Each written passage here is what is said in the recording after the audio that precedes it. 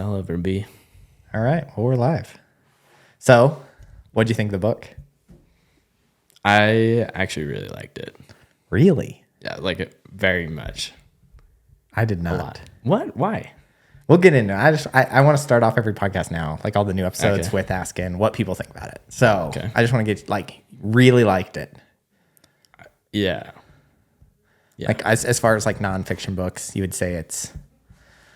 Well, because it's more of, the things that I'm interested in, Yeah. I liked it. I have read a few other, books on seafood and things, and I felt like this one was really cool because it took the 3 different fisheries at 3 different stages and, melded them all together pretty well. I felt like it was well written. Yeah. But, yeah, I guess we'll get into why and everything. But you really liked it. I didn't. So, but let us know who you are. So you're Adam. Yeah, my name's Adam. Blackley, you're my brother. Yeah, that's true. Hence why you're on the podcast right now. It's pretty much just friends and family. Yeah. They ain't got nobody better. No, it's going to be like that for a while, I feel like. I reached out to a few random people. Mm-hmm. Just got ghosted. Really? Yeah. I also think living in Idaho Falls is going to be kind of hard. If I lived in Salt Lake, I feel like I could pull some other aspiring podcasters maybe in, but how many people are there really in Idaho Falls? 12. Exactly. 12 total, and 9 of them farm potatoes. Yeah, which is why I'm here. Yeah. Not to farm potatoes, but because there's only 12 people. Yeah. All right, so you're Adam. What are you doing right now? I'm actually still in school right now, Okay. unfortunately. What are you studying? I'm studying biology. Biology. Yep. So I've asked this question to everybody, but how many books have you read getting your bachelor's degree? And non-textbooks, because obviously you have to read textbooks. 0. 0. Yeah. So you graduate this year, right? Yeah. In April? Mm-hmm. So you will have gotten a bachelor's degree from a university. A good one. Yeah. And have read 0 books. Do you think that that's bad? To be fair, I probably won't even read my diploma. Honestly, I don't even know where mine is. Yeah. And I never even got it because we moved after they mailed it. And our last landlord just, I assume, threw it in the trash. The most expensive piece of paper I've ever bought.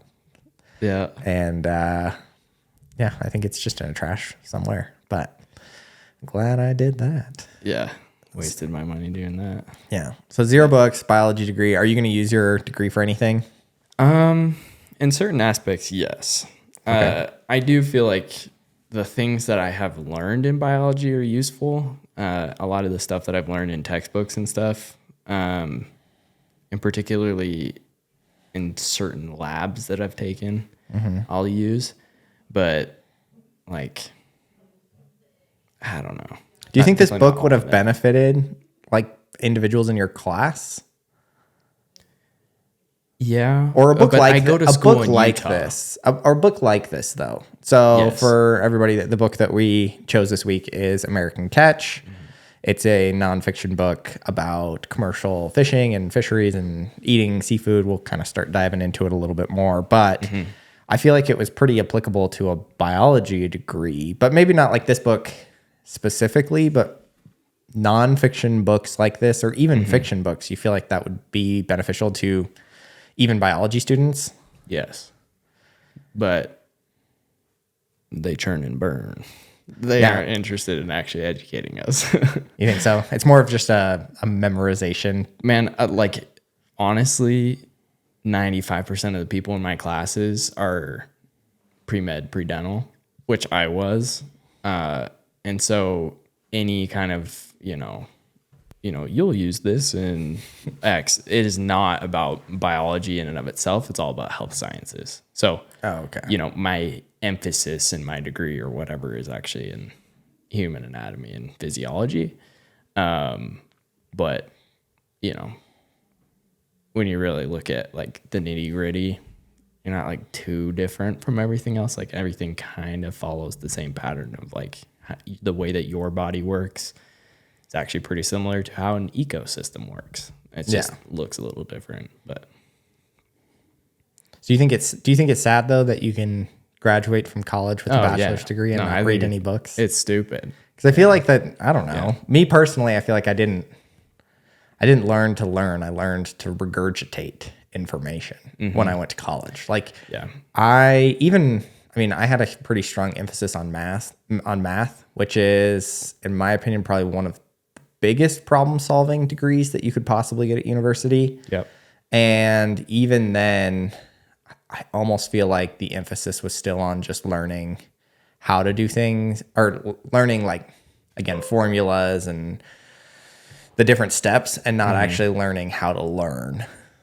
I mean, I did take a lot of proof classes, but I mean, really that was it. But the proof classes didn't really ever translate to any other field of study that I ever got into. So I eventually ended up in an economics degree. It was never like proof of economics. It was just regurgitating economic theory, which is what you get out of textbooks and not out of real books. I feel like I actually learn when I read real books. So after every semester at the school that I go to Utah Valley University. They give you a survey on, like, you know, how was your class? How was your professor? All that stuff. And every year I rant in the survey. I know they're not listening to me, but I rant because the way that my gosh, your dog. I know. He's a cute dog, but he's loud. The way that we learn science in the university system, I feel like is a little dumb, because I and every other student in that class will never be able to recite information the way that a textbook can, or the way that Google can. I was about to say, or the internet or Chat GPT nowadays. Right. And so why are we trying to do that? Like, who cares if the mitochondria is the powerhouse of the cell? Like, I understand that, like, we need to understand some information about biology and some facts to know how biology works. But I feel like that should be done in the first, like, 2 years of your degree. And then everything beyond that is learning how to solve problems. Like, just completely over and over and over the scientific method. Exactly. It's like, but instead you take, like, for example, OChem. I actually loved OChem. I hated OChem. That was the first C I ever got in my entire life. My entire life, all of middle school, high school, college, OChem was the first one that I ever got a C in, and I hated that class with every fiber of my being. It was also the semester that I decided that I wasn't going to med school, and so I went from really caring about my grades to I didn't show up to OChem for the last half of the semester. I was like, deuces, I'll do a midterm and a final. Winging it. You can't wing OChem, as you found out. Yeah, I had an A going into the last midterm. Yeah. And then I think I dropped to a B. Then I took the final and dropped a whole other letter grade to a C. I was pretty proud of my C, though, not showing up to half of a year of OChem. It's pretty bad. But anyway, so, like, OChem, you learn all of these different reactions and things. And, like, I had one professor who really pushed the idea of learning how to problem solve through OChem rather than just memorizing reactions. And that was really interesting. So I had one professor that was like, for OChem 1, it was just, here are the reactions. You're going to have to memorize it. You know, that sucks, but that's just the nature of OChem. And then I had one professor that taught us the 4 general moves that happen in organic chemistry, and then use those 4 and the basic rules of organic chemistry to figure it out. And so his tests were impossible. And so, like, we would go in and, like, literally the class average would be like 20%. I had a math class like that. But, you know, I understood OChem, and, like, I later got a job tutoring OChem in the science lab. And I would just, like, you know, be able to help people, like, figure stuff out, even though I didn't, like, know exactly how the reactions would happen. And then I always ask, like, oh, man, how do you just figure that out? I'm like, well, it's just, like, if you understand the rules, you can problem solve. So, like, Anyway, my degree is a great deal of memorization of things that I know I'm going to forget, of things that I can always just look up again on Google. And I'm paying thousands of dollars for a piece of paper for them to just tell me good enough. Do you think that's because the education system, I mean, outside of It's just being a remote, hasn't changed at all since the internet? Like, I feel like all of these classes and all of these standards and everything like that. I mean, we've heard Dad rant endlessly about education and, you know, all this kind of stuff. And when he was in college, and I feel like it's the exact same thing that happens now. The only difference is back then it would have been useful to have memorized all this crap because there was no internet. Yeah, because you'd have to go to the library and it would have taken you time. Sure, it was before paper as well. So. Yeah. So, yeah, I mean, I just think the education system needs a little bit of a reboot in that regard because the internet has changed everything except education, which is crazy. Well, I think like YouTube and things is changing education. I think it just looks different, and like classical forms of education, like the university system, is just not keeping up. Yeah, I think they're just like almost like marketing. They're living off of last century's marketing. Yeah. And not developing. You better go to college or you're never going to get a good job. They are just living strong by that motto. Yeah, it's a good thing I went to college to get no jobs. Yeah, seriously. I've used that degree zero times. Yeah.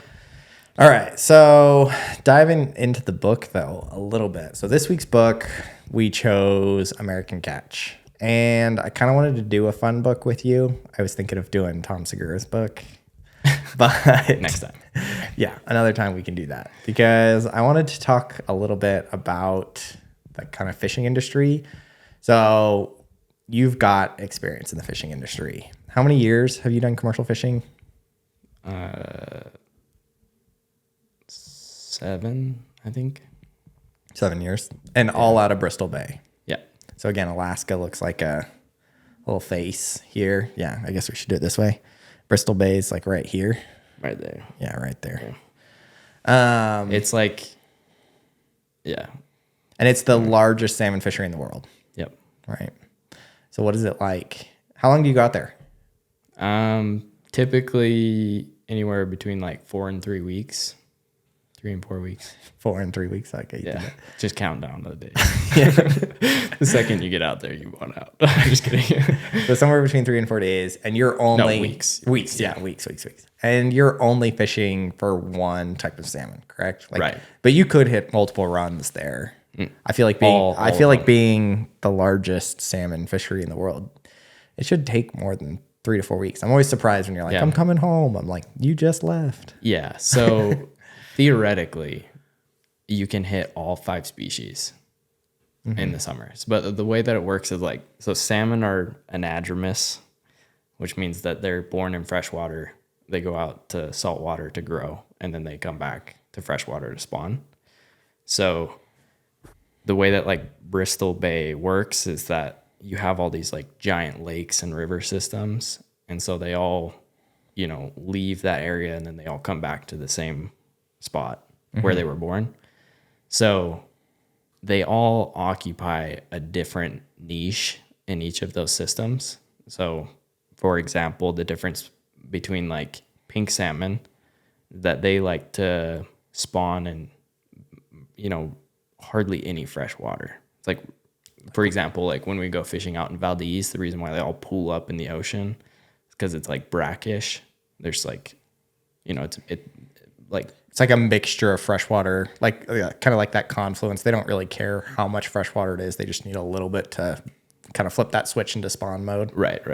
Versus, you know, like kings and sockeye, they'll swim all the way up into freshwater, way up into like deep lakes. Kings will swim the entire length of the Yukon River all the way through Alaska back into Canada.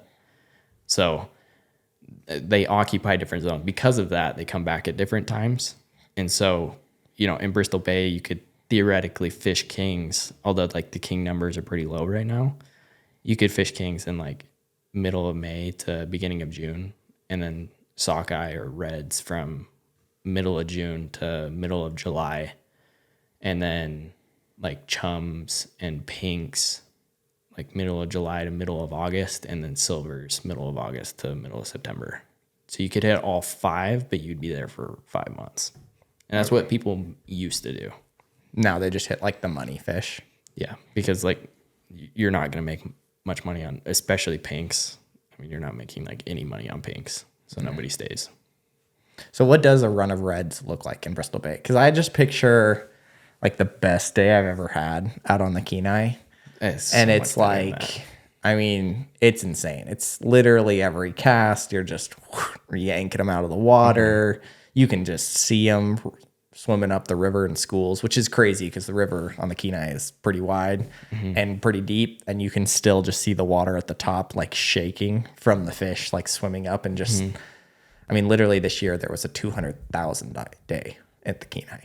Yeah. Which is a lot of fish to swim up one river in one afternoon. So imagine that, but, you know, the entire river, like the entire bay. So like where I fish now is the Nushagak Bay, which is just a small little bay tucked into the whole, you know, it's like Russian nesting dolls. You've got bays within bays within bays. So Nushagak Bay is essentially the bay where the city, I won't even say city, the village of Dillingham is. And what a party. Makes Idaho Falls like metropolis. There's nothing in Dillingham. There's a Subway. Really? That actually kind of surprises me. Yeah, there's a Subway. No McDonald's, though. That's unfortunate. Oh, I would hit McDonald's all the So time. hard. Yeah. It's like, you know, like $5 foot long. Yeah. It's like $12 foot long. Anyway, so You can only eat so much Subway. I feel like I could eat McDonald's or like Taco Bell quite a bit. Subway, I mean, I just remember being at ice rinks and just getting Subway like 3 days in a row and being like, all right, if I see another foot long.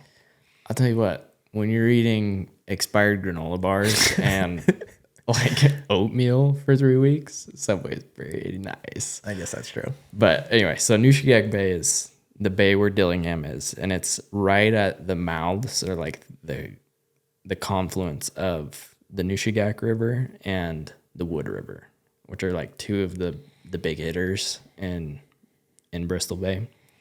And the Nushagak Bay is probably like 1 to 2 miles across. And this year, I think we had like 500 to 600,000 come up in a day through that bay.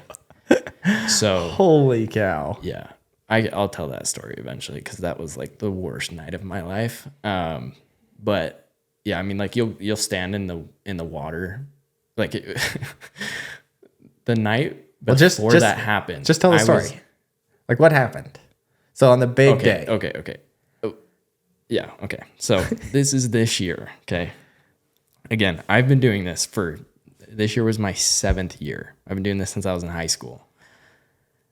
And so I've seen lots of fish. It's like, you know, you have big days every year, but the way that it works is like, the Alaska Department of Fish and Game will give you like openings of when you can fish. So we'll end up talking about that with the fishery in general, but like it's very sustainable, very managed. We really trust the scientists to like tell us how much fish are going to be there. And so they're running all of their numbers of like how many fish are going up, both the Wood and the Nushagak each day. So we show up a week before we even get an opening. Like we're there ready to fish, but we're not allowed to yet. And every day it's like 20,000 going up the river, 20, 50, whatever. Could you rod and reel during that time? Like for fun? Yeah, you can. You just don't. Yeah. I mean, you play baseball. Just do like random stuff. But because you know, like you're gonna be fished out. Yeah, eventually you're gonna catch a lot of fish. So anyway, in the water there is like really murky because the whole bay is like mud. And so like there's like 20 foot tides. So, I mean, like the water's really cooking in there and the water's really murky. So you can't really see them. So anyways, for like a week straight, it's like 20 to 50,000 going up each river each day, which by the way is a good day on the Kenai. And it is nothing to these rivers. 50,000 was, I think I caught one day this year at 70,000, but I limited out every single day we fished. And on a 50,000 day, I limited out in 45 minutes. Yeah. Like, I mean, it's a lot of fish. It's a lot of fish. But here though, it's nothing. You look at that number and you're like, ugh, they're not even here yet. Right? And so it's like that. We go out. The way that our permit works is you have to have, and this is important to the story, okay? You have to have your net anchored on both ends, okay? We have a set net permit. And you're allowed 2, or I guess you could have 1. You're allowed 50 fathoms of net. And we split that up into 2 25-fathom nets. And a fathom is 6 feet, so it's like 150 feet, right? I think I did that math right. If I didn't, whatever. I fish. I don't do math. Anyway, so there's no one in the comments anyway at this point. That's right. I'm in the comments. So anyway, so you've got these 2 nets, right? And we have to like mark the places where we fish because we lease these sites from the state of Alaska. So you go and drive this 5-foot screw anchor. It literally looks like an auger into the mud, which is like awful. It's literally the second worst job of the year. Do you like hand screw it in with a big metal pole out in the mud that's like literally knee deep? Yeah. And you just like run around in a circle. I go out in swim trunks just so I can run barefoot in circles and like drive this thing down. Ugh, that was terrible. But anyways, so we go out and we set the screw anchors out. And we get an opening from Alaska Fishing Game. They say that we're going to fish the next night at, I don't remember the exact time, but so we go out, and as I'm getting back into the boat, so again, I'm in swim trunks, and I'm hanging off the side of the boat. And what kind of boat is this, by the way? It's a skiff. So it's like a deep metal boat that's like 25 feet long. And it's got nothing besides just a motor in the back. And just bins for putting fish in it. It's literally just a work boat. Okay. So no top cover, no bed underneath. No bougie. No, anything that would be comfortable is absent out of the skiff. Yeah. So I'm hanging over the side of the boat and I'm like kicking my legs like I'm swimming. And every single kick, I'm kicking fish. Like literally like I got stuck in an aquarium and there's not enough room for them. And I'm just kicking them back and forth. I go and do like a ninja kick and I hit one so hard. I thought I broke my heel. Okay. So, I mean, it was like I couldn't be in the water without hitting them. Okay. So I hop in the boat. We're all stoked out of our mind. So, because fishing started that day. The next day. Oh, the next day. Okay. So we go sleep. We come out. Our period, or the amount of time that we're allowed to fish, is 4.5 hours long. Now, what that means is like you can't have your net in the water, otherwise you're gonna get like a $10,000 fine, which is a lot. I don't know how broke you guys are, but I am broke. So anyway, so you can only have your net in the water for 4.5 hours. Now, we go out there and the weather was like bad, but it wasn't like super bad. So if you've ever like watched Deadliest Catch, that's not what we're doing. And they're in like much bigger boats. And obviously they're out in the Bering Sea, which Bristol Bay is a part of the Bering Sea. But it's a little bit protected by being, covered by a little bit of bit of land on either side and everything. You're not in the middle of the ocean with, 50-foot swells and raining sideways. No, it's raining sideways. Yeah. But some dude that just got off parole smoking a cigarette off the edge. No, it's just me, another 24-year-old and his 15-year-old brother. Nice. That's our crew. Real tough guys. So anyway, anytime that you have swells or waves that are taller than the width of your boat, you're in trouble, right? So we go out and they're like, 3-4 foot swells, and not terrible. And obviously it's raining sideways and it's 48 degrees. I was about to say it's Alaska. Well, and this year in particular is just so cold. Yeah. So we go out and we set our net, and the net just starts, and we set them like perpendicular to the beach because the fish swim along the shoreline, right? Mm-hmm. And the net is a gill net. So the fish, it looks like a soccer net, and they swim partway in it and their heads get stuck or whatever. Yeah. Then you have to hand pick every single salmon out of the net. So maybe I can airdrop you footage and then you can put that in the thing. I'll try. I've never done that before, but I did want to do that with an episode or two. I've got stuff. Okay. So anyway, we go and set the net, and the net just starts like lighting up. Okay. And we're like, awesome, first day of fishing. Let's go set another net. Bad idea. We go set this net, right? We set the other one. We run over to the tender, which are like those are the actual deadliest catch boats or whatever. And they haul our fish off for us and then put them into their big refrigerated water system. Mm-hmm. And then we get a ticket of like how much fish we caught. So anyways, we go over there. We fill our bins full of ice and water so that the second we pick them, it goes into slush. And we come back to the net. We're sitting there just chilling. We're like, yeah, we got some fish, right? 4.5 hours of fishing, so we might as well let the nets fish. We're sitting there watching it, and we're like, we should probably start picking this net because it's kind of like getting a little full. And so we start picking through the net, and we get like 3/4 of the way through the net, and we have to go deliver. And that's great, but it's usually a bad sign when you have 2 nets in the water. That's very unmanageable for 3 guys, and one of them is a teenager. Yeah, and somebody has to drive the boat back and deliver. We're all 3 of us are in the boat. So like you're in the ocean. So you're just leaving the nets. The nets, they're still fishing. And just hoping that you don't get even more fish. Even more slammed, yeah. And unfortunately, that happened. So we go and deliver, and we're like, okay, we're doing good or whatever. It was super cocky. It's the first day of the year, okay? We come back, and we pick through the other net, and we have to go deliver again. So then we go deliver. And by deliver, you mean just drop it off at the cannery? At the tenders. So they're only like, at most like 300 yards away.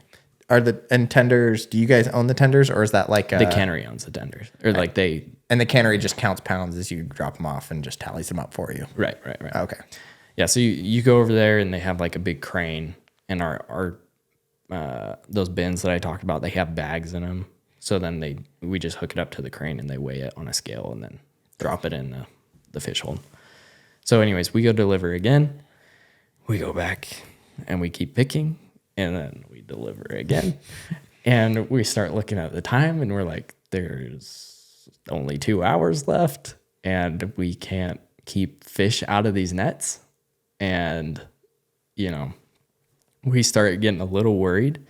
And so we make the decision that like the best thing that we can do is to flag our nets. Now, what that means is like the current runs pretty hard over there with the tide. So when the tide's coming in, it's going towards the rivers. When it's going out towards the ocean. So because we have our nets perpendicular to the beach and they're both anchored, if you unclip the net from one of the anchors, it like flags in the current, right? Yeah. And because the fish run perpendicular to the shore, you just won't hit them. Theoretically. Yes, that's the idea. So anyways, we flag both of the nets, leaving the anchors on the beach because anchors are like 44 pounds, and the waves started getting like pretty gnarly. At this time, it was like 5-footers. And anyways, the net's flagged, and we just sit there and we watch this net that's supposed to be not catching any fish. So many fish hitting it.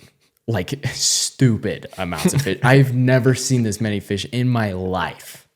Okay. we're sitting there watching it and we're like, oh my gosh, like this is bad. We have 2 hours to get these nets out of the water and all of these fish delivered.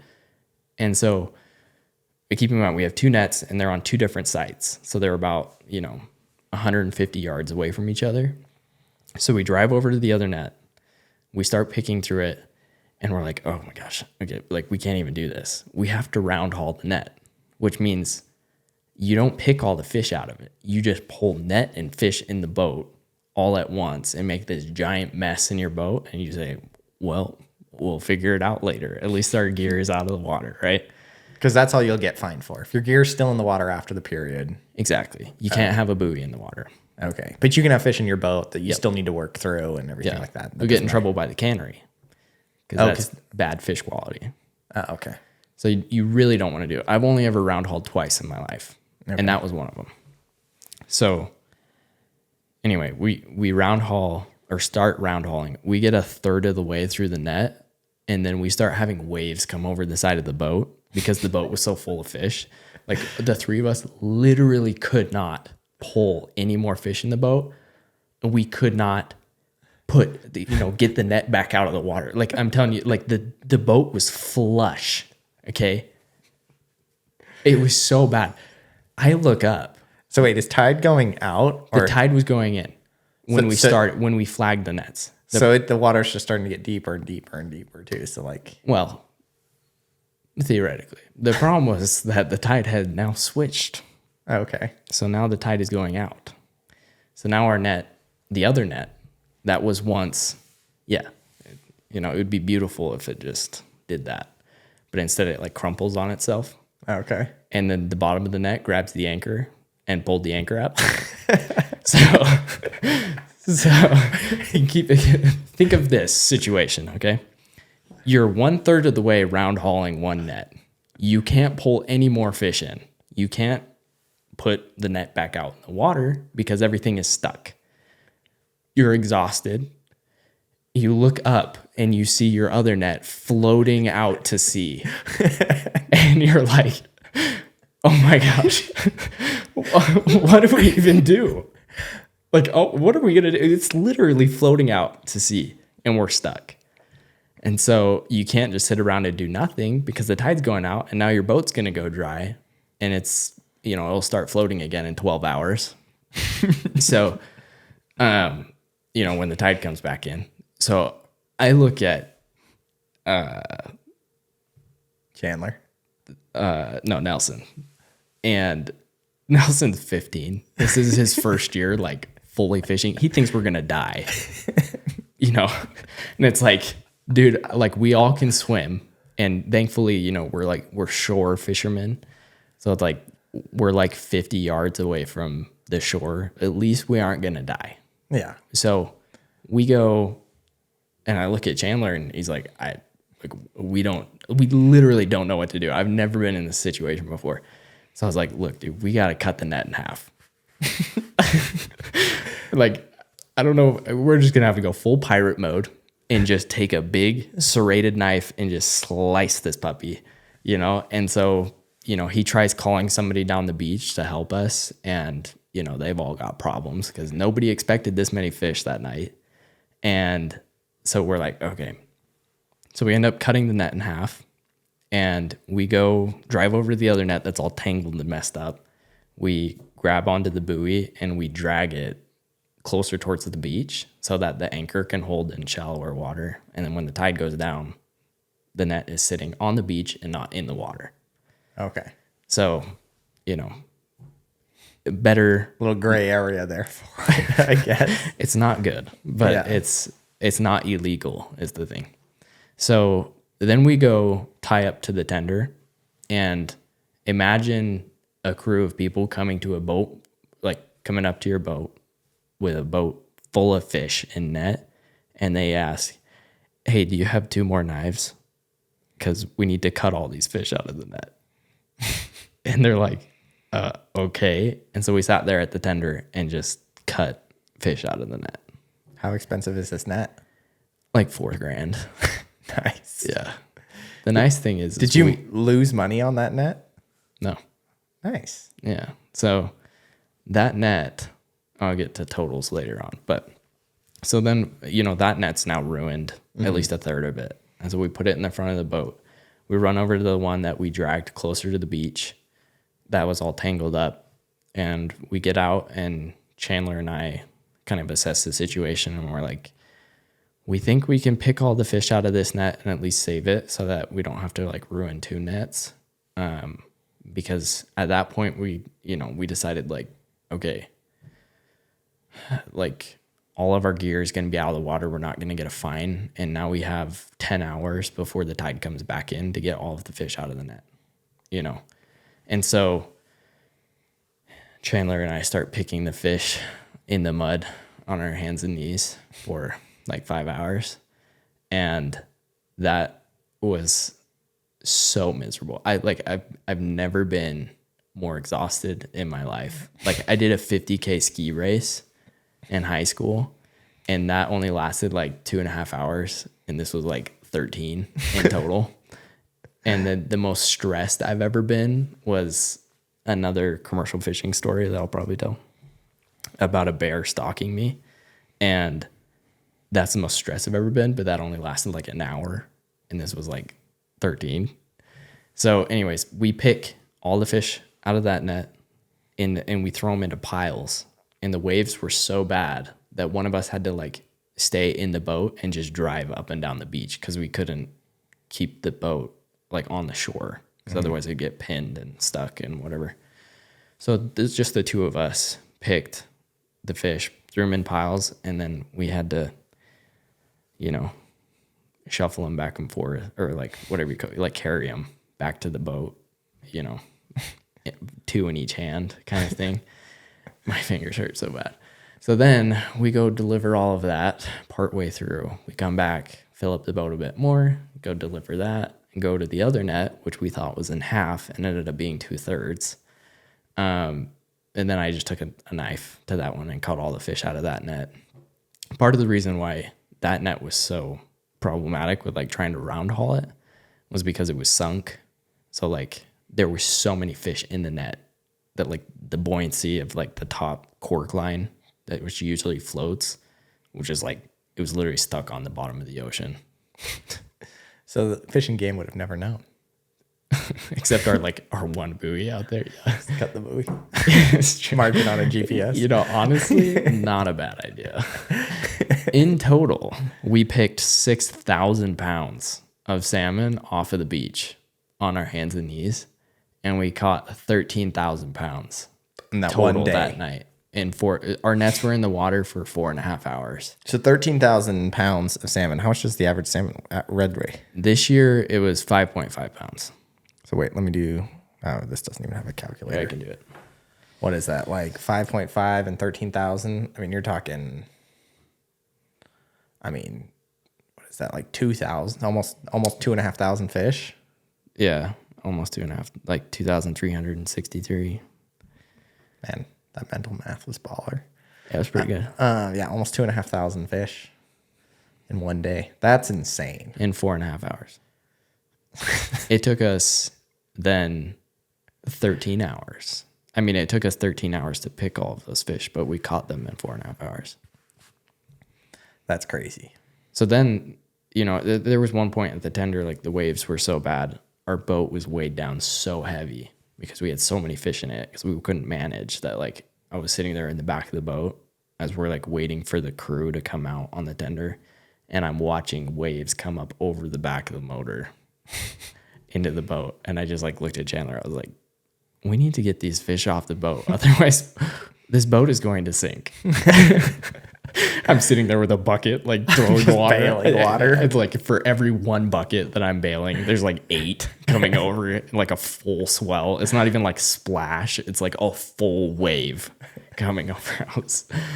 Yeah, that was scary. So how many fish do you catch in a whole season then? So we are, not to brag, we're a little bit of like highliners as far as like our beach goes, I think. Typically set net permits will average around like 40,000, at least the past 4 years or so, they've averaged like 40,000 pounds in a season. we got 13 in 4 hours. We average, close to like 70 or so. Is it just because of location? A little bit of location. Also, Chandler and I try to fish as intelligently as possible. Thinking of like when to fish, because there's also another permit in the bay called drifting, and they're allowed to fish with, like, we're allowed 50 fathoms of net, and they're allowed 150. And they can go wherever the fish are.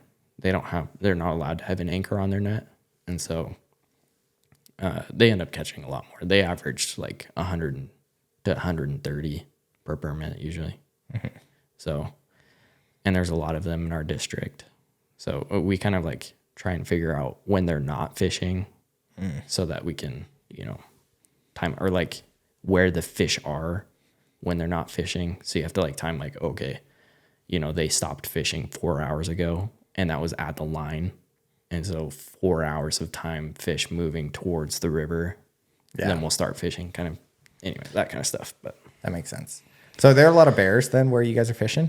Where I used to fish. So, okay. Yes. So this is your second site? Yes. So I did 3 years with a family friend on the Kwieciak River, and then I've done 4 years in the Nushagak Bay, which are two different districts in Bristol Bay. So where I used to fish, it's like spitting distance from Katmai. If anybody's ever heard of Katmai National Park. That's where you go to take pictures of 6 bears in one picture. Yeah, like Brooks Falls is like pretty close to where we used to fish, and we're out at the line, the farthest point where you can commercial fish, out in the middle of nowhere in this burned down cannery is where we fish. And so, yeah, I mean, you're essentially like shore fishermen. So you're on the beach all the time, and bears are also on the beach looking for fish. We would frequently have like, bears come to the net and like eat fish out of our nets, and you like bang on the side of the boat, like, get out of here. Like, and these are like big grizzlies too. These aren't like little brown bears that run around. No. I mean, little black bears that run around Eagle River or anything. No, these are big bears feeding on salmon. So anyway, this bear story, I'll tell the bear story. There's so many bear stories. I mean, we've had that same year, we had a bear like break into our house and like break into the fridge and like eat half of the crap in our fridge and then bust out the window. It's got to make you sleep well at night. I sleep like a baby. You're so tired. You don't even care. In fact, some days, knowing that you only have like 2 hours of sleep and you have to wake up at 3 a.m., going out by a bear isn't so bad. Yeah, at least it would end. But anyway, so basically we had like a issue with our boats, and we had to switch the motors on the boats. And we ended up doing it out on like this front beach away from where we normally park all the boats, because there's like this little river that we call the creek where we park all the boats, because it's like sheltered from all the waves and stuff. Mm-hmm. So anyway, we park the boats out on this buoy, and then as the tide goes out, the boats are laying on flat land. You swap the motors, tide comes back in, you drive them back into the creek, problem solved. But there was a storm that night, which always makes stuff more complicated. So I wake up, and, our captain's like, hey man, like, I need you to go out with my sister and, bring these boats back. So I'm like, okay, like, no problem. This will be a quick trip. So I go out in shorts. I don't even put on socks.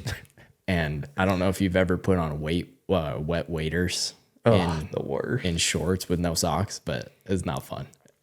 And so she's carrying the gun, because, we have a pistol, of course. You're going out at night on the beach. What kind of, like a 45? Yeah, 45.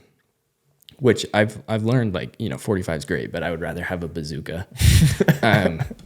Anyway, so we start walking out, and you're like walking through, it's like this old boardwalk that's like, not very wide. It's probably about as wide as this table. And there's just tall alders all around you. And, I've been walking with, my best friend Jake, and like looking over and being like, is that a dog?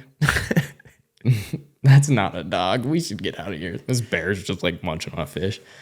So anyways, we're walking through the alders, and we come up to this big bluff. It's like, 20 feet tall, and it's just like sand that goes down to the beach.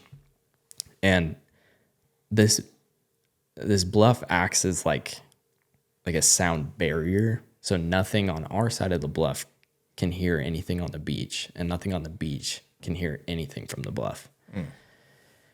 So we converge at the point of this bluff the same exact time that like an adolescent grizzly is coming up on the same trail. So we're like literally 10 feet from this thing as it just like pops up. It's got a fish like wiggling around in its mouth, and all three of us just jump back immediately. I grab the gun out of Maya's hand and rack one in the chamber, and I'm sitting there in the bear. I mean, I'm just so close. I probably could have counted the eyelashes on this thing. It turns around and runs down the beach away from our sights, and so I'm sitting there, obviously blood's pumping a little bit. Piss is running down your leg. Yeah, a little bit. No, but I'm like, look, he ran away from our sights. He's got a fish in his mouth. We're fine. So we're like, game on. Let's just keep going. So we walk down the bluff and start walking towards our site. As we're walking down there, a mama bear and two cubs are on the beach. They run up. This is the middle of the night in Alaska, so it's like, kind of dark. Yeah. So they run up, and I'm, at this point I'm thinking like, why did I not put on socks? My waders have like 3 years of fish smell worked into them. I'm sure I taste pretty good. All this kind of stuff. And so we walk over to the site, and, once we're almost there, Maya looks up and she's like, is that another bear down the beach? And I look, and I'm like, I don't know. The grass, sometimes the grass breaks off of the bluff or whatever, and you get this giant ball of grass and dirt on the beach. I'm like, I don't know. It kind of looks like grass. And then all of a sudden, like the grass, starts moving. I'm like, oh gosh, that is a big bear. And so I'm like, okay, this is what we're going to do. I'm not leaving you on the beach, because that is very irresponsible. And because Maya's like just graduated high school at this point. And so I'm like, okay, I'm going to stay on the beach. And our boats are like getting tossed around in the waves. So we have this little like sea kayak. This whole operation is a great idea, by the way. So we have this little sea kayak. I'm like, okay, you get in the kayak. You're going to paddle out to these boats, and then you're going to come pick me up, and, we'll go drive the boats back together. So Maya starts paddling, and man, it took a long time. Between like the wind and the waves, it took her a long time. And honestly, it would have taken me forever as well. It's just the nature of nature. So anyways, as I'm sitting there on the beach, this bear goes and checks. We're like the second or like third to last site before the end of the line. Okay. So there's theoretically 3 nets there, but none of us are fishing. And so it's just like our ropes and our buoys and stuff. And the bears know where the fish are. So bear 1 comes up, he checks site 1. There's no fish. So he moves down the beach closer to me, 150 yards away, checks site 2, no fish. Now at this point, this bear is big. He decides, well, whatever this skinny little thing over at this third site is, he's got to move because I need to check that place for fish. And so he, instead of walking straight at me, does this big loop around closer to the bluff. So he pins me up against the ocean. And I'm sitting there knee deep in the water, like looking over my shoulder. I'm like, Maya, hurry. I'm like praying out loud. I'm like, I don't want to shoot this bear because I don't think it's going to die. All this stuff, I'm going to die. And this bear just keeps like walking towards me, its head low. Oh my God. I'm like freaking out. And all of a sudden I just hear like crashing of the waves up against the boat. And I turn around and Maya is like right behind me.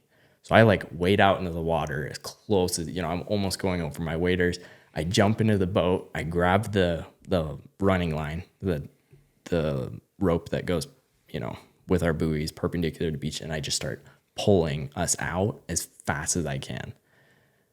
Well, the problem is like the wind and the waves are so bad. I'm like hardly even moving and my arms are like shaking, And so I'm like, Maya, turn on the motor and just like drive towards the buoy while I, pull ourselves out. So eventually I'm not even like looking at the bear at this point, just trying to get away from said bear. And I get out to the buoy and we like clip up and I look back and the bear is like standing there in the water exactly where I was standing, just staring at us. And we're only like, 30 yards from this thing, 20, 25 yards from this thing, as it's just like staring at us. So still only like 10 seconds away from it. At this point, I was okay because I knew that at that point he would have to swim. And you could shoot him a couple times while he's swimming. Yeah. It's hard to charge swimming, I think. I hope. So anyway, I get more comfortable. But at that point, that's when, pee running down the lake, all that good stuff. So anyway, we sit there and, we try starting the other motor. The motor won't work. So now we have these two skiffs. We're out in the middle of the night in the storm because we missed the window and now it's like stormy. And we have to now drive both of these skiffs back into the creek. We can't, say like, oh, we'll do it tomorrow because we can't go back onto the beach. There's a bear there. And so I was like, okay, this is what we're going to do. We're going to keep the boats tied and we're going to drive both of them together like this, which I've never done before. And we're going to drive it back into the creek like that. And so, anyway, because the one motor wouldn't work, Maya jumped into the other boat up into the bow and has, a flashlight or whatever, trying to spot buoys and running lines so that I don't like run over them and get tangled and then pushed into the beach. So anyways, we drive back and, with the wind and the waves and everything like that, it was literally like trying to steer a wooden roller coaster with like, you're on a tiller. So it's like steering a dining room table, like my arm is like shaking the whole time.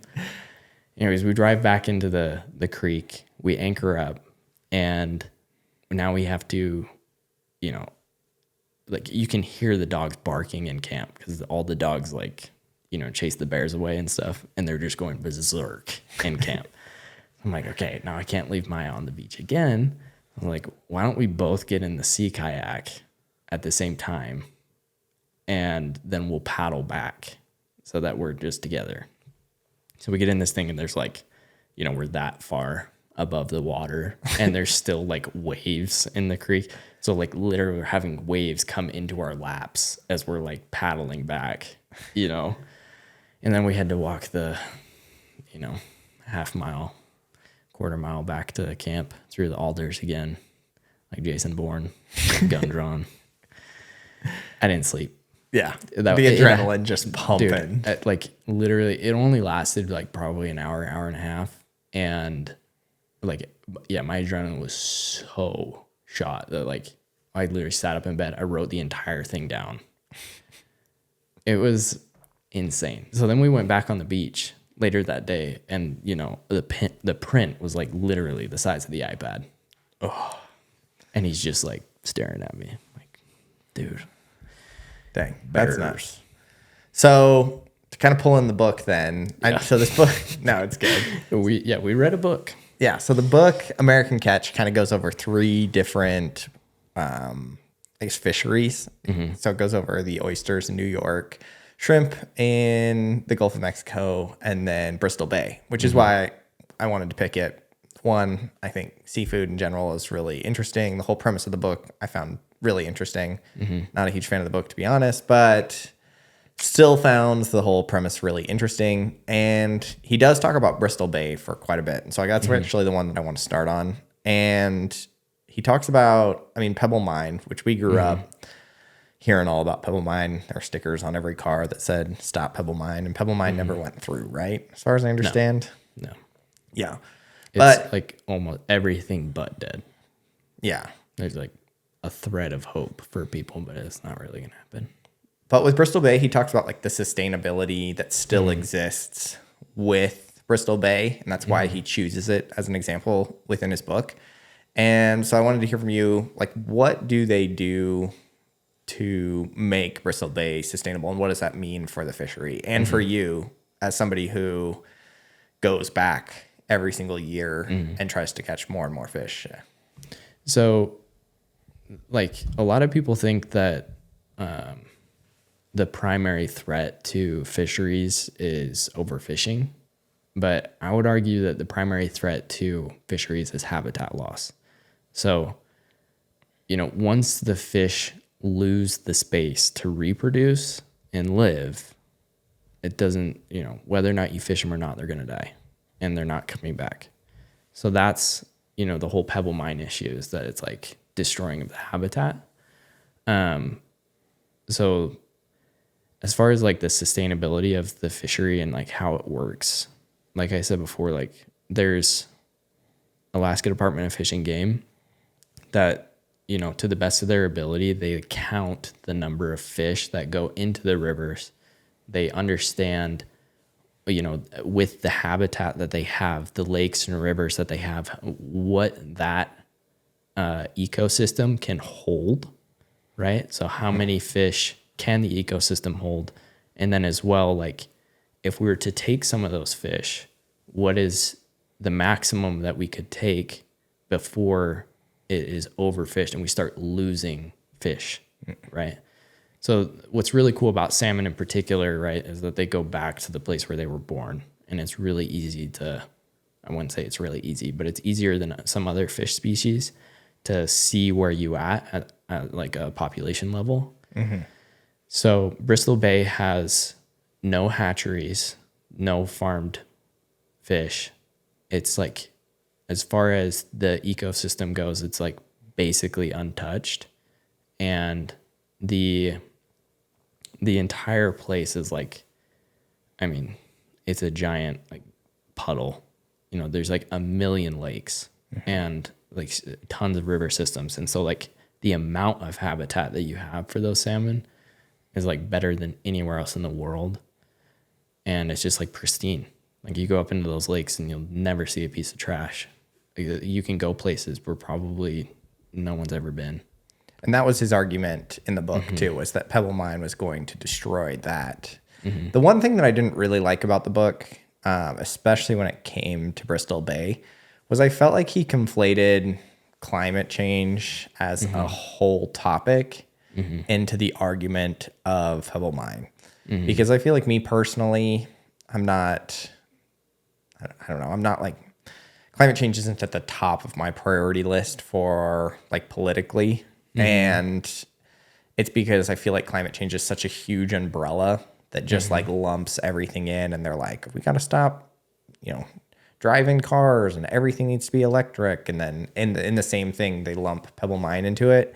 And I feel like he did that in the book a little bit. He kind of talked about how he's like, all these conservative fishers are going to have to change their mind on climate change because it's going to affect their livelihood. And I just feel like that was a little, I don't know. I feel like that's almost like it's got to be one of those fallacies. Yeah, cop out or something like that to the whole argument. Because I do feel like in the climate change umbrella, I am very pro take care of the waters. You know what I mean? Like there's earthly stewardship. Exactly. Not so much, you know, like we all are going to have a million wind farms all over Idaho. Which are terrible for birds. Yes. But I do think like, I felt like that was a little disingenuous because I do feel like the people of Bristol Bay were still very much, I mean, growing up in Alaska, most of Alaska was very, very against pebble mine. Because at one point he talks about Anwar,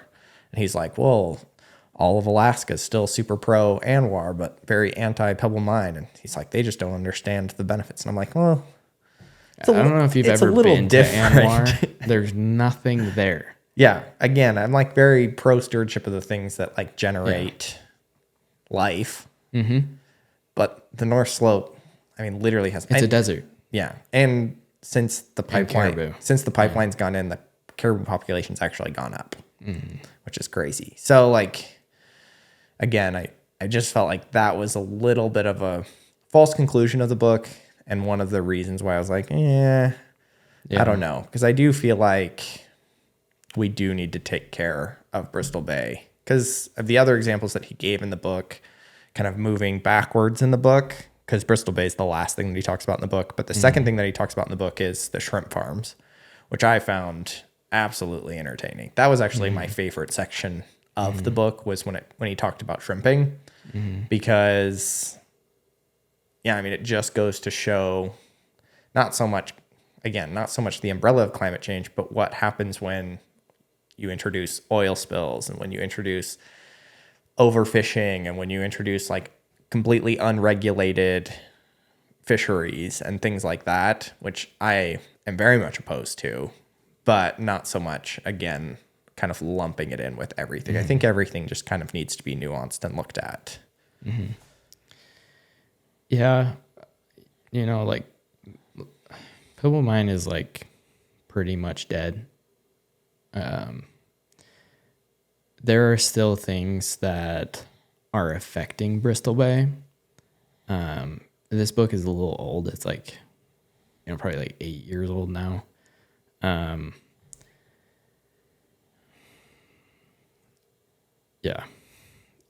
As far as like the climate change thing goes, like I can think of one thing. It's like, the environment is changing for sure.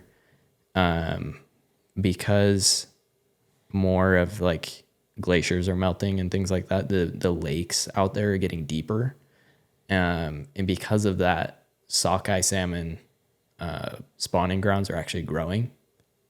And so like scientists right now legitimately don't even understand how many, like every year for the past like 6 years, salmon have come back in like record numbers. We broke the record 2 years in a row.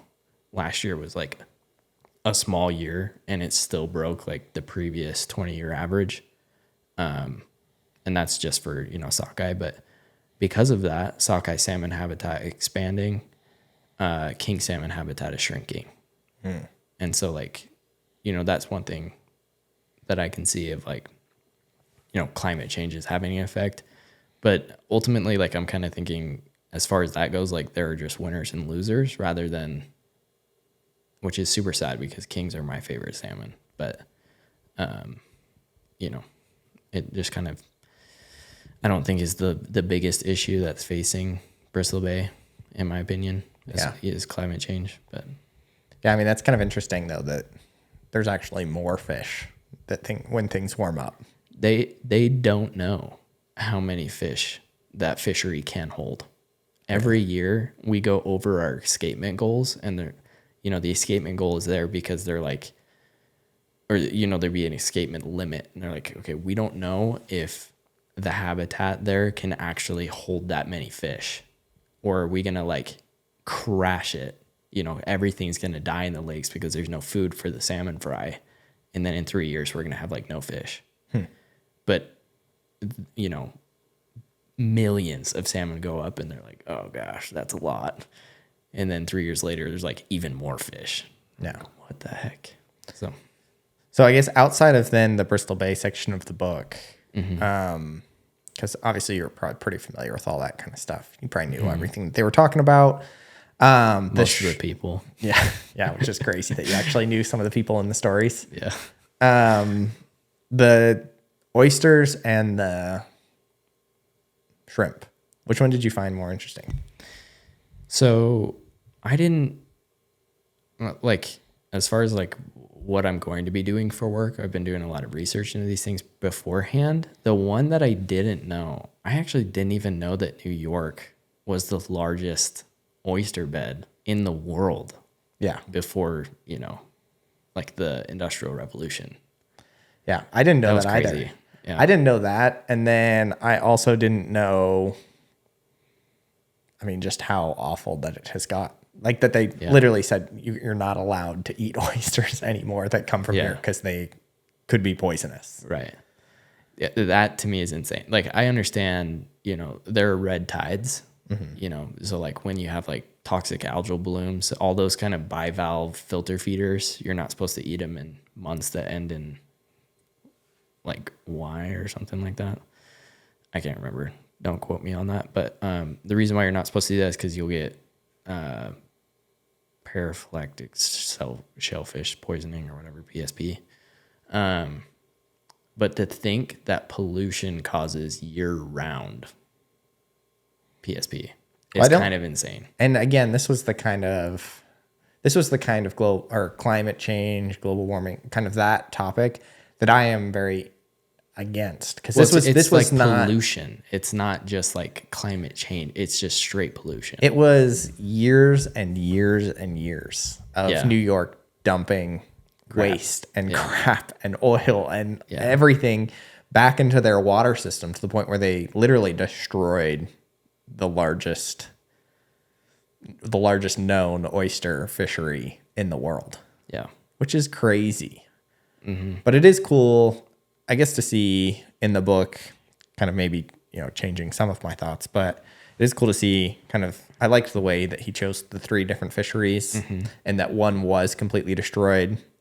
One was almost kind of saved, but like halfway through they realized what they were doing and they introduced regulations showed that it wasn't completely destroyed. Mm-hmm. And then one is still pristine, and then Alaska Fish and Game has done really good of keeping it that way. They're so it kind of showed 3 different outcomes based on like no regulation, late regulation, and just like being on the ball. Mm-hmm. And I felt like it was really cool because Alaska's fishery, like you said, is growing year to year to year. And I feel like, I don't know, there's definitely a food crisis in the world. Mm-hmm. And not so much that I think it's a crap food crisis. Exactly. Yeah. I don't think that there's like a quantity crisis as much anymore. I think there are in definitely some parts of the world, but especially in the United States, I don't think it's a quantity problem. It's a, commercial farming. Quality. It's a, pesticides, all those kinds of things that are really bad with our food, that the ocean solves a significant part of that problem. Like there's just so much food in the ocean, and all you have to do is take care of it. And that's like completely outlined in the book. Like you don't take care of it, you kill an entire thing of oysters. Do you like oysters? I've actually never had one. I really want to try them though. I've never had one either. Which is crazy to say. I've never had one. My brother-in-law loves them. We go out every time we go get sushi and stuff, he orders Mm. just a plate of oysters along with his roll. I want to try. And I'm like, I don't know. I like clams, so I don't know why I wouldn't like oysters. It's raw. Yeah, but I don't know. I've never tasted oysters. I'd imagine that they're probably. I think the thing that gets me with oysters is every time. Yeah, it's the texture. Yeah, that's why I like whitefish so much. Is because it's all the same. It kind of feels meaty. Does that make sense? Yeah. Like it feels more meaty than even salmon feels meaty, in my opinion. Like whitefish just kind of feels like a meat. Yeah. Depending on the whitefish. Like I think it's funny that like people describe like good things. They'll be like, yeah, this fish is nice and flaky. I'm like, why that word? Sounds like dandruff. Yeah. Like I'm going into the seafood industry and I don't like that word, but honestly, after living in Japan for 2 years, I kind of got used to seafood textures. That's not really like the thing that bothers me. So I feel like I would like it. Yeah. The other thing that they talked about in the book that I actually found super interesting was the amount of seafood that Americans eat on average, because I feel like 16 pounds a year. I pulled it up and I actually got more updated things because, like I said, the book was like 8 years old. And this earliest figures that I could find was 2021. So it's a couple years old. Mm-hmm. but it is 20 pounds of seafood per capita, like per person per year. 20 pounds. And I think I like crush that out of the park personally. I love seafood. I think honestly that comes from pollock. No. Pollock is it not? No. So number one, so your guess would have been pollock. Okay, if I were to actually, I would say the increase is due to pollock because all the pollock fisheries got deals with like McDonald's and stuff. I mean, maybe. Okay, but if I were to actually rank them, I think the number one fish that we eat is shrimp. Yeah. By a landslide, 5.9 pounds out of the 20. That's like that's almost a third. Yeah. Almost a third of the total seafood consumed per year. Shrimp. Yeah. Which I do love me some shrimp. So I get it. I love shrimp too. It's awesome. But I also don't really know how everybody's just balling out on shrimp. I don't know. You know what I mean? Like, I feel, I don't know. I feel like everybody would just eat like a cheap cut of like tuna or something like that. You know what I mean? Like, you know, I just don't understand how so many people eat shrimp all the time. If that's like that's a third of the consumed seafood. And I just don't think that people eat it. That's true. You know, just it's seafood in general. And you know, you got to think like we're talking about it mostly like coastal cities probably. I would be curious to know like what the difference is between, you know, Florida versus, you know, Kansas. Yeah, that's true. Other than Red Lobster, you know, or Long John Silver's or McDonald's. But I would say shrimp, salmon, and then tuna. Yep, that's the order. Shrimp, salmon, tuna. And salmon and tuna combined equal shrimp. Yeah. I know. Everybody on average eats 3.4 pounds of salmon per year. Pretty sure I've had that this month. I mean, I brought home a ton of salmon this year. And we eat it all the time. I mean, every year we bring home, because we go up every year in the summer to go back up and fish. And we bring home at least 50 pounds every year. It's such good stuff. It's so good for you, too. It's so good for you. It's crazy. Again, and compared to like some of the other numbers that I was looking up was, so 20 pounds of seafood per year is the average. How much do you think beef and chicken? Oh, I think beef, pork, and chicken combined is like 90, right? No, so beef alone is almost 60. It's 58.9 pounds. Chicken is 98.8 pounds of chicken on average. Yeah. And then pork is another 51.6. So beef, chicken, and pork account for more than 10 times your seafood consumption per year, which is crazy because seafood has so much. It's way healthier for you. So many more health benefits. Yeah. Especially like fresh seafood. It's just so good for you. What do you think fresh seafood is?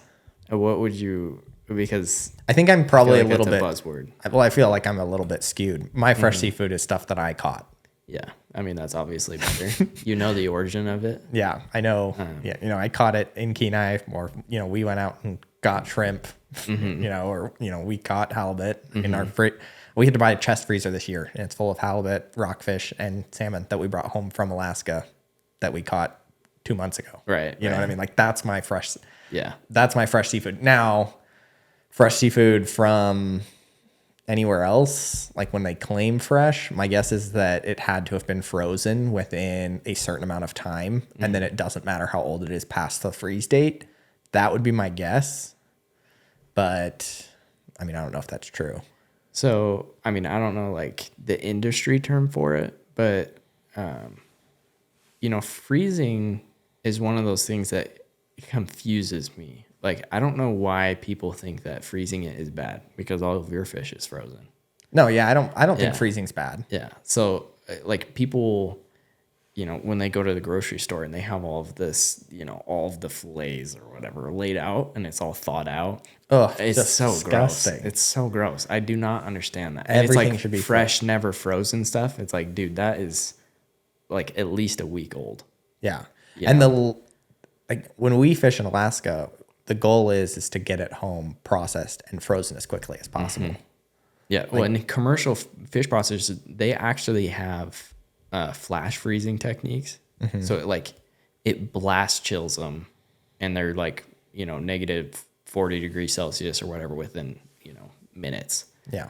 And like that, it's so fast that it prevents ice crystals from forming within the meat. And like it literally is like identical to when you didn't freeze it to when you froze it. But what it does, is it preserves it for a long amount of time. And so like, one of the things that he talks about in this book, which is insane, is that like all the fish processors in Alaska will like, head and gut the salmon, freeze it, ship it over to China. China will then, thaw it out, fillet it, freeze it again, ship it back to America, and then they thaw it out and put it on the ice in front of the counter and say, fresh seafood. Like, dude. Yeah. Gross. Well, I think so. We definitely grew up spoiled growing up in Alaska. Yes. And I remember being in Utah for the first time skating and thinking it was the summer. I was missing fishing season. I was down there training. And I was like, you know what? I miss some salmon. And so I ordered salmon. Atlantic farm I salmon. think from Village Inn. Wrongo. Bad choice. It was so bad Yeah. that I have never ordered salmon from anywhere that doesn't touch the sea. The only other time I've ordered salmon has been in Seattle and in Oregon. Those have been the only two places. Other than that, I will not order it. And I'm a little bit of a snob, I know, but it just is disgusting. Well, nature is a much better farmer than a handful of Norwegians. That's my opinion. But also, they're pumping them full of growth hormones. They treat them with, fish meal rather than like natural sources of protein that the fish are eating. Well, and they're also actually give them, gray. They're not they even. give them coloration they're to not, make the flesh orange. They're not even red. You cut into a salmon in Alaska, it's red. Bright red. Yeah. And in all this farm stuff, they actually have to dye the food so that it looks like Alaskan salmon, which is disgusting. Yeah. And like there are aspects of fish farming that I understand. I just say get it out of the ocean. If you're going to farm salmon, do it on land. That way you don't have these giant pens where, fish are sitting there congregated, where they attract like hordes of sea lice. They develop diseases in a wild environment, which then spread to wild species. It also just doesn't taste as good. Like, people will say it's the Wagyu of the sea. That's the most garbage marketing I've ever... Dude, that is like choice beef or whichever one is the lowest. It's so bad. It tastes worse than trout, in my opinion. So is it possible, and I don't know if you know this, but is it possible to introduce new fisheries, like new wild fisheries? Like, could you take salmon eggs from one fishery, put them in a freshwater area somewhere else, and just grow the Bristol Bay fishery somewhere else? Like, how far apart are you saying? Like other places along the Alaska West Coast? Or are you saying So salmon there's like a statistical number of I don't know, our brother could explain N, whatever that variable is. There's amount of fish that don't hit their exact river. So there is like a certain amount of fish every year that go up different rivers. Okay. And so now actually there are pink salmon species that go, as far north as like Barrow, like way up in the Arctic Ocean. So pink salmon in particular, really good at that, wandering stuff. Makes sense because they don't have to go as far up. Exactly. In the how they find the river is actually like the smell through the minerals. A big reason why Pebble Mine is so bad is that if you jack up the mineral smell, fish, you could potentially lose all of the fish because they won't be able to smell the river or where they came from. Okay. So, because they come from shallower water, there's a more, likelihood of wandering.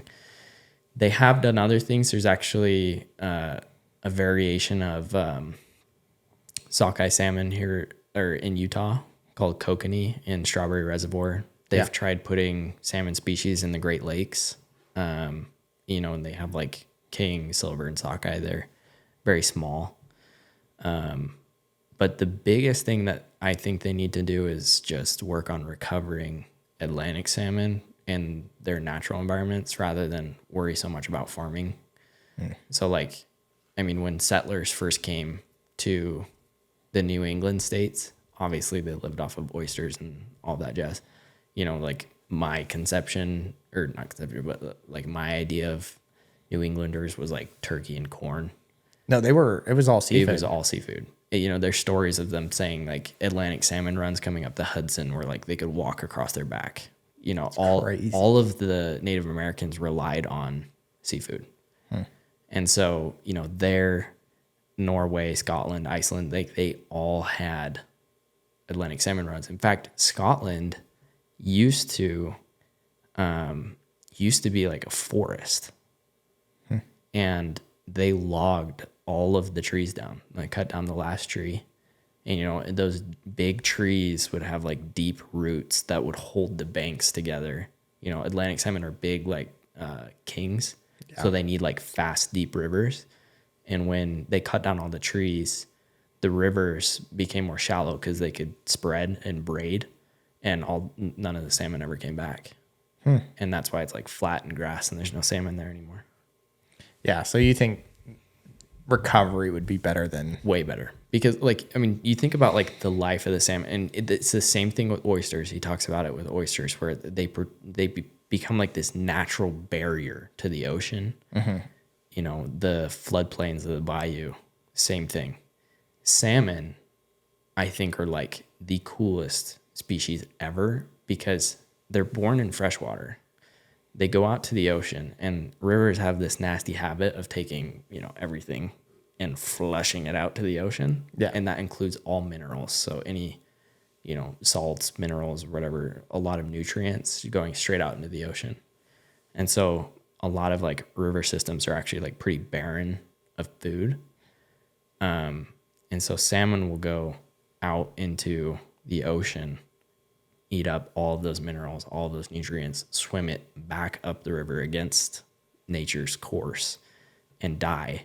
And so if you look at like where salmon are, populous, a lot of them are like rainforests and environments that have like tons of megafauna, like bears, moose, deer, things like that, because it literally is like the lifeblood of those ecosystems. It brings all of the nutrients back from the ocean, puts it back. So if you were to think like, the Great Lakes, Scotland, Ireland, Norway, all of those places, like not only would it bring food to the people, but it could legitimately repair broken ecosystems. That's crazy. Yeah. Yeah, so that definitely paints a different light to the importance of some of these freshwater. Especially salmon. Like that's crazy that they could do that. Which is also why I agree. Farm salmon just seems so gross. Like just because then you're also missing out. Theoretically you'd be missing out on all of that. Environmental benefit. That environmental benefit, that travel, because they just live in this pool, they grow in this pool, they die in this pool. They spread more diseases. I assumed, dead ones just get flushed out into the ocean, and it's not good. It's just, not great. So one of the other things that is talked about in this book is the amount of seafood that is exported versus the amount of seafood that is eaten inside the United States. So he talks about that 91% of the seafood eaten in the United States is imported from other countries, and that at the same time we export over 30% of our seafood.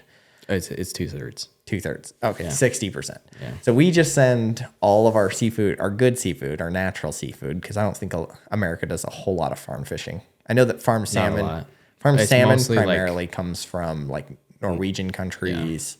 Scandinavians. Yeah. But so we take natural seafood and we ship it to countries that appreciate it, like Japan. And then we take, Well, mostly China. yeah, China and Japan. And then we take nasty farmed fish and super processed fish, and we just consume that as Americans. I felt like that was kind of disgusting. And also, like, Yeah. he talks about an example in the book of some fishers up in Bristol Bay that are trying to combat that. And I feel like, The 10 clays. yeah, I feel like that would be, because I've talked to you about it before, difficult to do. Yeah. So, I mean, I can talk about that for a little bit. Because you sell your fish directly to the cannery, and then I assume the cannery just ships it straight to China. Yeah. Yeah. And, this year, I mean, they talked about like fishermen not being able to pay bills. Like, legitimately, that happened this year. There's a lot of permit holders out in Bristol Bay that got screwed over on price. We've averaged, $1.10 on price for the past few years, and that's lower than what it was in the 90s. They were getting paid like $2 a pound in the 90s, and we just got paid 50 cents. That's crazy. Because they suck. Their business model sucks. That's literally it. So why don't more people sell directly? Like, if there's this, Yeah. I mean, obviously there's a market for salmon, because I mean, if you average out 3.4 pounds of salmon per person in the United States, I mean, you're talking millions and millions of pounds of salmon. So imagine you are not picky about your salmon. Okay. You understand the health benefits of it. You want it. You go to the grocery store, and there's sockeye salmon and there's Atlantic salmon. Atlantic salmon's for sale for $12 a pound, and sockeye salmon is for sale for $23 a pound. They look the same. Which one are you buying? Probably the cheaper one. Yeah. So the biggest problem in my mind in the industry is that these huge companies rely on that high market price of wild fish, which I do think it should be worth more than farmed fish, but they just hike it up as high as possible and make it unaffordable. So it becomes a boutique business. And when you have millions of pounds of salmon that you processed, you sell as much of it as you can in the United States, and then you sell it to China because you can get giant contracts over there, and your salmon's going to be bought. So, people like the 10 Clays and Sitka Salmon Shares, and people like that they operate on the custom processing side. So they're like processors who will take your catch, they'll process it for you with your packaging, and then you can sell it. But that's great for them.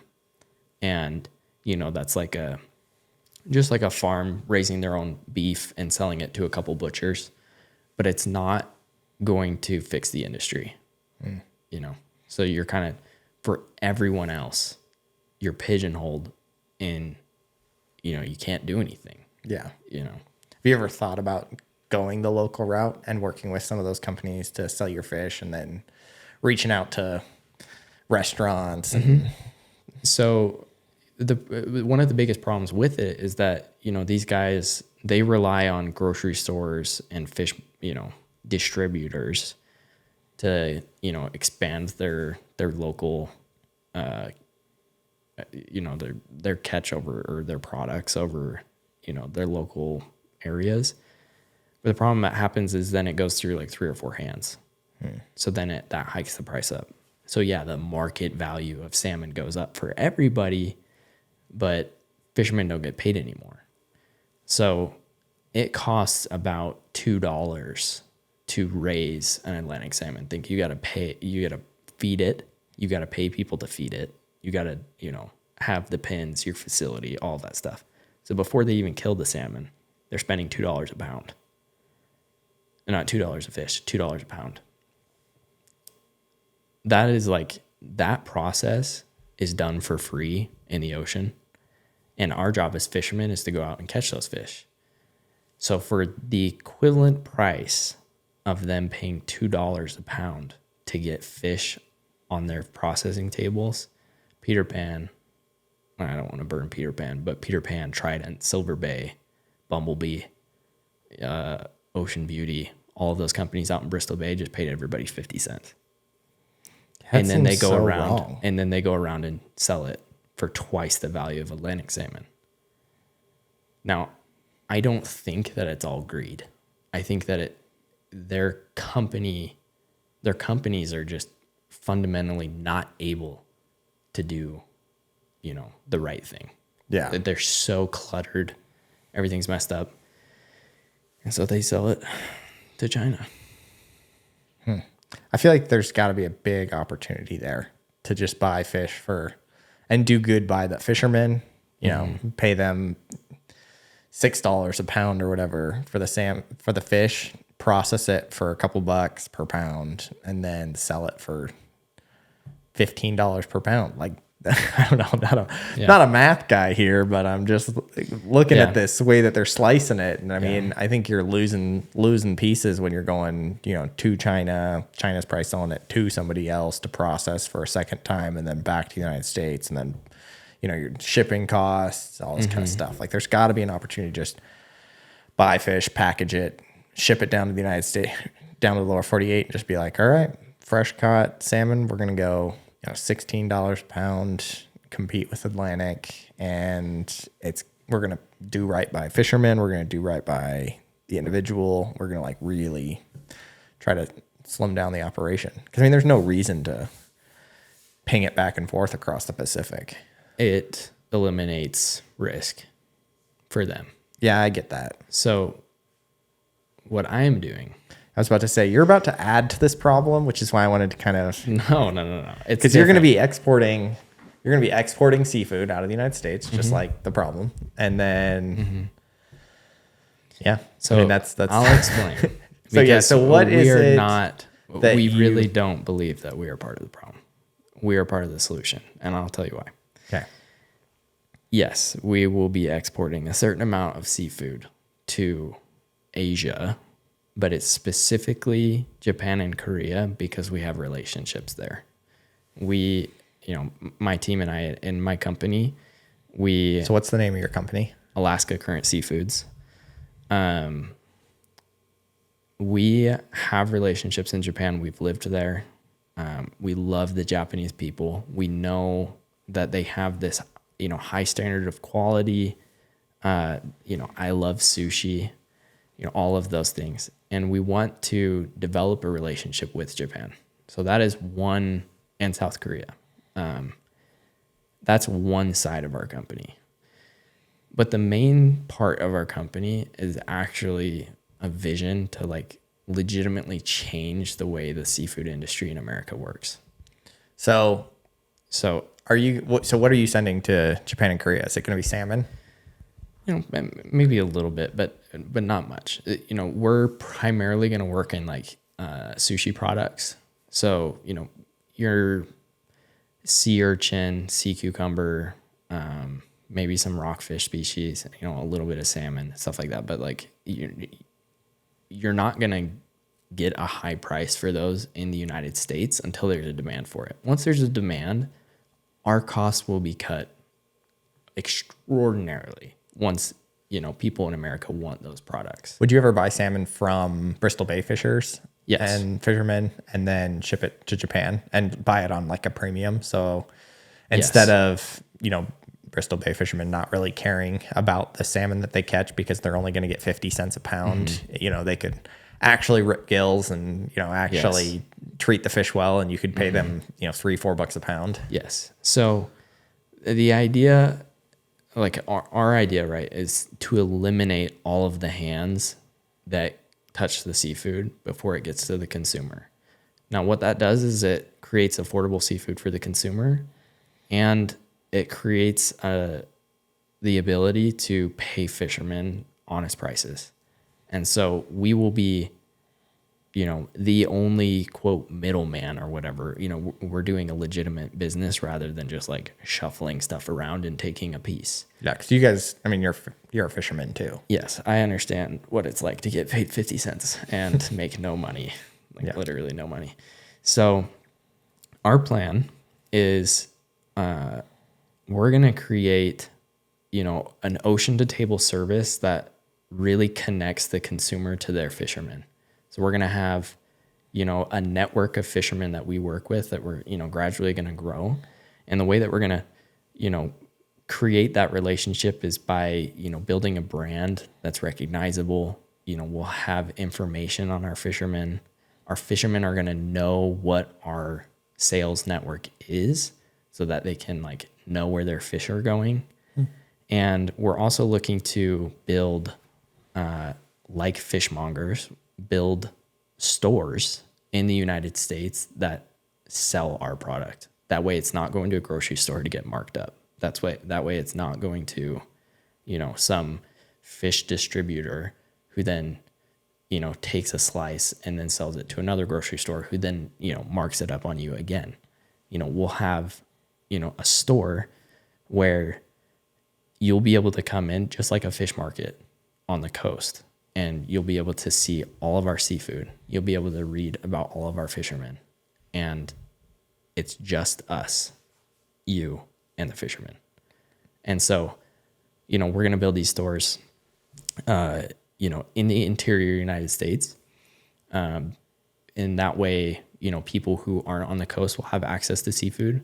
And then we're going to work with local fishmongers on the coast.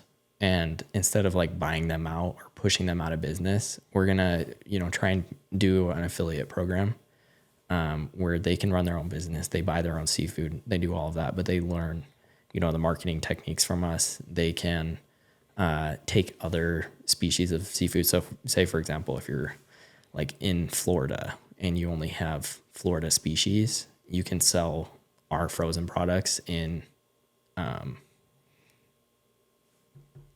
your market in Florida, and you can, have other business options with us and stuff like that, but it's totally your business.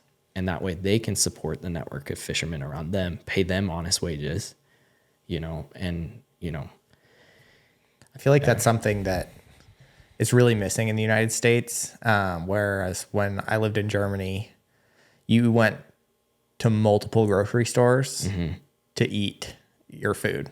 You'd go to a bakery and you'd get bread, and then you'd go to a dairy and you'd get cheese, and then you'd go in butchers to get meat, and then you'd go to a supermarket and you would get everything else that's processed.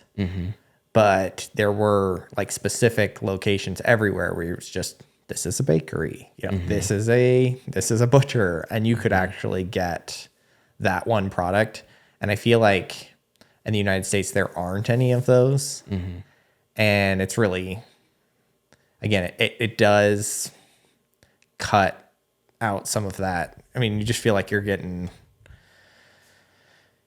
squeezed for every penny as the producer. You know what I mean? Because there is that middleman that then is forced to be involved. And so I've heard that actually with a lot of farmers that sell products directly to large distributors like Kroger and Walmart, that they feel like they just get completely, there's just a noose around their neck, that they're just, you have to hit under this certain dollar amount, and it's almost not profitable unless you're a mega farm, and it just kills all these small farmers because of that. And I feel like you said, if there was not all those middlemen and it went straight from fisherman to consumer, just right there in that pipeline, you wouldn't have to squeeze the fishermen as much. The idea is that you pay them for, what they're giving you. We give our canneries, our fish processors, arguably one of the most valuable seafood species in the world, and they give us pennies. Yeah, that's insane. It's if we were to even pay them the same price as it costs to raise a Atlantic salmon, they'd be ecstatic. I would be ecstatic. I'm going to continue to fish in that fishery, but again, just these people who are building these, boutique style, shops, direct to consumer stuff, they don't have the capacity to really scale and change the industry. But our model, the way that we're working it, the more stores that we open, the more volume we can take, which means that the more fishermen that we can help. And that's really all we care about. the reason why we're going to do the affiliate program instead of just buying up all these companies around the coast is because we want to help the fishmongers. We want to help the fishermen on the coast. We want to help the consumer consume seafood at a reasonable price. Like, once you get down to it, if you do it with the fisherman and the consumer first in mind, these farmed crap products aren't even going to be able to survive. Yeah. We'll be able to push them all out. Yeah, because the fisherman will then care more about the product, and then the consumer will care more about the product. Mm-hmm. And if it's a win-win for everybody, like price, everything's there. I mean, it seems logical. Mm-hmm. So that's our company, Alaska Current Seafoods, and we have a GoFundMe. We're starting the process. Again, we're a new company. Our first process is going to be building the infrastructure needed to support the fishermen. So we're going to need, a processing facility. We're going to need all of those things. And so, when you donate money to our company, we'll give you merch. We'll give you stuff that will, show your support to these fishermen. And then every dollar that you give us is going directly to building this infrastructure for these fishermen and to you. Like, I think, pretty soon, maybe in your town or whatever, you can have a fishmonger with frozen seafood where exactly where it's coming from, who caught it, and it's at a price that competes with all of this farmed junk. Yeah, it seems like a win-win-win to me. So where are you guys at in the process? So you've got this GoFundMe going. Are you guys meeting with local fishermen? Are you guys going to try and test, a percentage of your catch next year with this whole process? Like, what does that look like? So actually, we are in the middle of resurrecting a dead fishery. So we've started working with fishermen in a sea urchin fishery in Alaska that hasn't been fished in like 20 years. So the value of these fishermen's permits are like in the dumps. Nobody's fishing for it. Another reason why we're exporting, we're part of the problem. There is a demand for sushi grade product in Japan. We have that relationship. The first thing that we want to do is start building a leg of the company that can produce an infrastructure to help all these fishermen in Alaska. So that's kind of why we're starting there. But anyway, so yeah, we're working with fishermen directly in Kodiak, Alaska. And we're in a phase where we're just trying to kind of build stuff up from the ground up. And so there's a lot of work that needs to be done.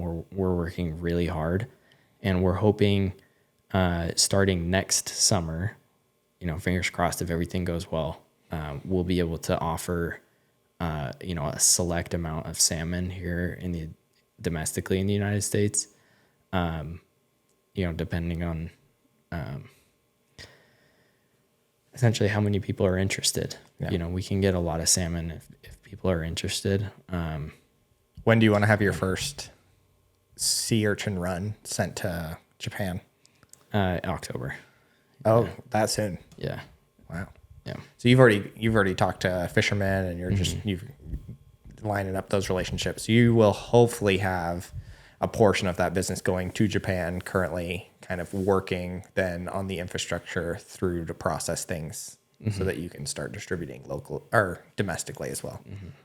Oh, nice.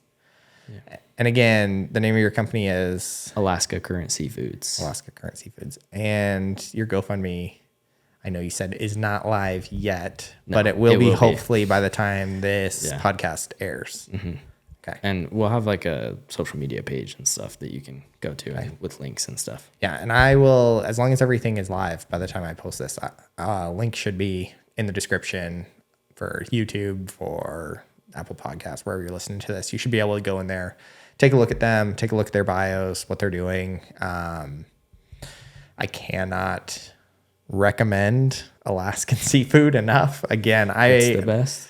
I have eaten 20 pounds probably worth of salmon this month, and I will, continue to eat Alaskan seafood for the rest of my life because it makes you feel good. You know where it's coming from. There's not, it's amazing fishing in Alaska. It's so clean. The food is so good, and it's so good for you that, the benefits are enormous. So as you scale, I would just highly recommend people keep an eye out, look for that opportunity because there's enough fitness trends and food trends out there that make you healthy. This is definitely one that should be your priority. Get on good, sustainable, healthy seafood because there's also not healthy seafood out there. And if you live next to the coast, support your local fishermen, your local fishmongers. If you live on any coastal state, go down to the docks or, wherever there's a fish distributor and find this stuff. It may be a little bit more expensive right now, but I promise it's worth it. Because if you can keep those fisheries running, hopefully one day the whole industry will shift into this, idea that we have. And, you'll be able to, once again, in America, I know probably none of us have had a real relationship with, our seafood or our coast, our oceans. But hopefully once again, the United States will have a relationship to its seafood. So even if you can't get your hands on Alaska seafood because you live in North Carolina or Florida or whatever, go support your local fishermen. Eat some catfish, Yeah, catfish, shrimp, snapper, all of it. It's good stuff. I've had a lot of it. It's all good stuff. I love seafood. Yeah. This book just made me hungry. All right, so before we go, how would you rate this book on a scale of 1 to 10 for initially fun? How did you like the book? And then second rating, 1 to 10, importance. Well, I'm a little skewed. Yeah. I'm a little biased here. That's okay. As far as fun goes, I think it was really well written. I'd give it an 8. Okay. Wow. It's good. As far as importance, a 10. No, I do think it's important. I think, food, water, shelter, right? Those are the 3 basics of life. I think knowing where your food comes from, knowing that it's healthy is extremely important. So I would give it at least a 9 on importance. Okay. I would say for me, it was don't do me dirty. I was going to say a 6 on fun, honestly. Wait. So, why didn't you, was it just like the climate change part that you didn't like? No, it wasn't just the climate change part. I felt like, I don't know. I didn't feel like there was enough personal stories in it. I don't know. I liked hearing your personal stories about Bristol Bay a lot more than I liked hearing about,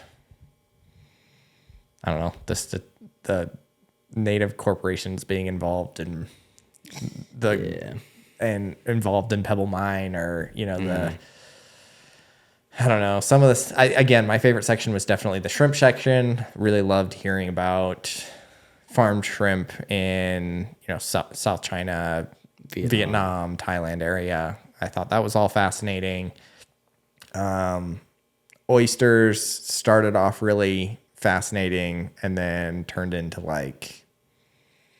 not as fascinating halfway through his stories about oysters. It turned into we tried to plant this one oyster and it just didn't work. And then we tried to plant this one oyster and it just didn't work. Whereas it started off really fascinating with him talking about his experience searching the bottom of the ocean and not being able to see any and all this kind of stuff. So I just felt like there could have been more stories directly from fishermen. Mm-hmm. That would have been my biggest grind with it. Mm-hmm. Some parts of it I felt like,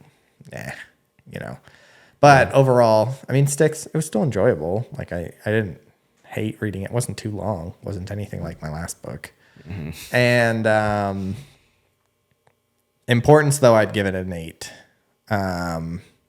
again, because this is the part of climate change, global warming that I really do agree with. Like, we have to figure out how to treat our planet better in a way that doesn't kill animals. Really is what it comes down to. Like, doesn't kill the ocean. Like, stop throwing your garbage in the freaking rivers. Stop shipping all of our recycling junk to China so that they can dump it in their rivers. And like, that's the kind of stuff that kills fish. That's the kind of stuff that kills oysters, kills, you know, everything. And that is, I mean, where we could solve a lot of our health food crisis, where we just have overprocessed, over-engineered vegetables, over-engineered beef, over-engineered chicken, just pumped full of growth hormones. It's just ridiculous. And so, you know, take care of the wild habitat first and foremost. Yeah. Imagine in a perfect world, right? Imagine a place where every fishery in the United States was thriving like Bristol Bay was. And we had regenerative farming done, you know, because they'll all say, you know, you can't do regenerative farming because it's not scalable. But if you supplement with more seafood, which is actually healthier, you absolutely could. Yeah. And all of, you know, the dead zone that he talks about in the Gulf, you know, from all the fertilizer and junk that comes down the Mississippi Delta, all of that would be gone. Yeah. You know, imagine where we would be at as a country, you know, diabetes, mental health, you know, a relationship to the land. Like, if we just did those two things. Yeah. If we just, you know, regenerative farmed on the Mississippi Delta and restored our fisheries. So much healthier. And that's why, again, I think it's innate importance, because it's an important message. This is a very positive step forward in kind of revitalizing our planet that doesn't include like never stepping foot on an airplane ever again. You know what I mean? Like there's like actual things that people can do and that we can do as a human species, and cleaning up our oceans and cleaning up the way that we treat them and working on, you know, creating sustainable fisheries like Bristol Bay is definitely attainable. And so that's why I think it's important.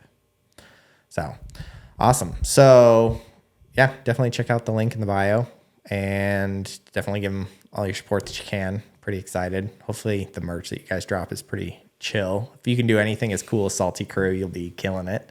It's cooler. It's cooler than Salty Crew. All right. Because our money goes to fishermen. That is true. But yeah, work on your logos and designs so they're pretty chill like that. But yeah, definitely like, comment, subscribe into the podcast. Share it with your friends. If you know anybody else that wants to join the podcast and talk about, you know, what they love or what they're doing, or even just want to read a fun book with me, definitely do it, because I think this was 10 times more enjoyable than me monologuing about the Nazi Germany that happened last week. Even though I think that's still a good episode. Definitely check it out. I think there was a lot to be learned from that, but I think this is definitely more enjoyable. So it's always fun when we can talk with people. So definitely, you know, get involved with the podcast. If you are interested in hopping on, let me know. Leave me a comment, shoot me an email. And that's it for today. Thanks for listening.